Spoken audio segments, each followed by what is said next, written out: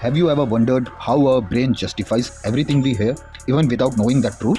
The answer lies in fascinating world of split brain experiments conducted by neuroscientists Roger Sperry and Michael Gazzaniga. As we all know, our brain is divided into two halves, the left hemisphere and the right hemisphere, each specializing in different functions.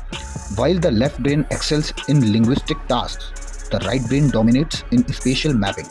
These two halves communicate through the corpus callosum, giving us the illusion of a centralized decision maker. In split brain patients, where the corpus callosum is removed, each hemisphere functions independently.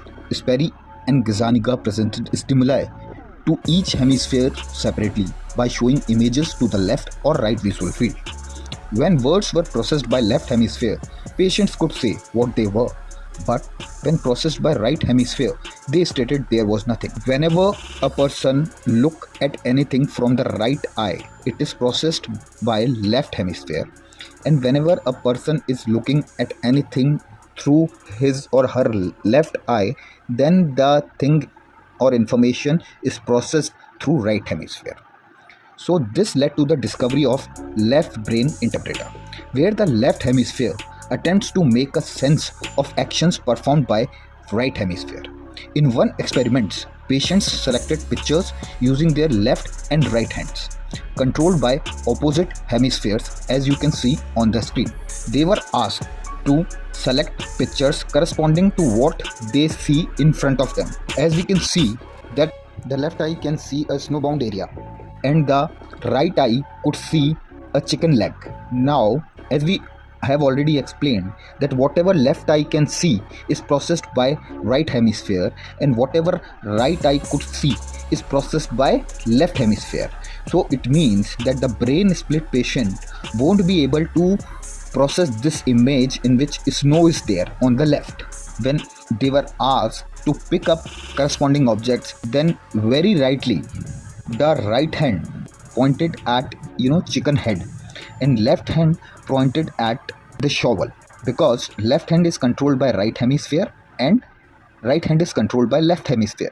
But the question arises that if the right hemisphere could not process the left image, then how come it is correctly pointing towards the shovel? So the patient was then asked why the left hand was pointing to the shovel.